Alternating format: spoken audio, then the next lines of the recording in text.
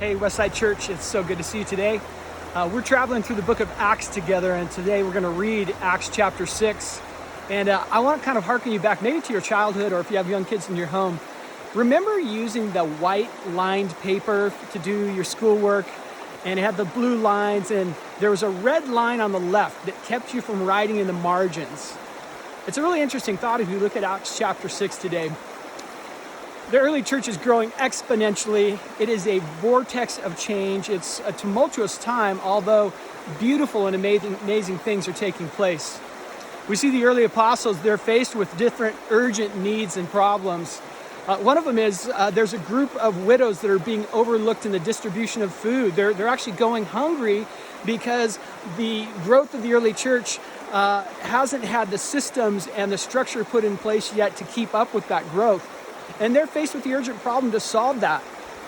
It's interesting to me as we think about the times we're in right now. Depending on your situation, you may feel a lot of sense of urgency. It could be urgency about health and the situations around us. It could be related to your job or income. It could be related to trying to school children at home suddenly. Parents, amazing job, and yet what a challenge. The early church faced a lot of challenges, and they were urgent.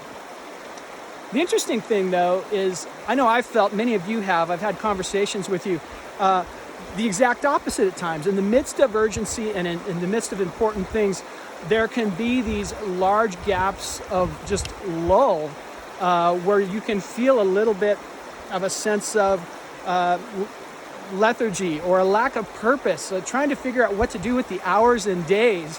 And that's been a really interesting contrast for me as I toggle between urgent and important things and this margin of time, free space, white space, so to speak, and how to manage that emotionally. And looking at the book of Acts and even in the early church, we see an interesting interchange with the Apostle Paul and his young apprentice, Timothy, a young pastor. And he encourages Timothy to fan into flame the gifts inside of him.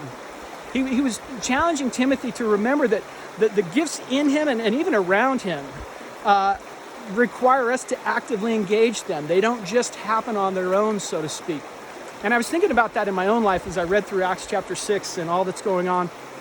And it reminded me that I have to actively engage the margins, the white space, the free time, so to speak, and figure out how to let it be productive instead of let it being something that feels weird or discouraging or purposeless.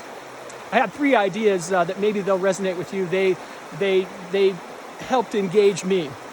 And the first was, when I think about white space, margins, I need to embrace it. We need to figure out how to embrace that. It's not necessarily a bad thing. It's not necessarily a bad thing to have times of boredom. They give us time to actually stop producing, time to rest, to think, to process, to allow God to speak, for us to dialogue with God. So I want to encourage you, in the midst of times where you may feel a little bit of boredom or purposelessness, embrace that and really engage with God and see what He might want to do with you in those margins. During those times, second, it's a great time for us to dream and just think about things that are outside of our scope, our norm, things that are maybe too big for us, and see what God would maybe speak to us about new seasons in our life, new areas of character that He wants to develop in us, new ways to engage in family or home or enterprise, new ways to engage in ministry around us in our community. So don't be afraid to allow those margins to really engage you in terms of dreaming and dialoguing with God. It might be amazing to see how He shows up and shows each of us new things. The last idea or thought that I had was 1, embrace, 2, dream, and then 3, to really reach out. Sometimes these margins give us time to slow down with each other. And I know I've had a few really meaningful phone calls that weren't normal for me. I called a friend.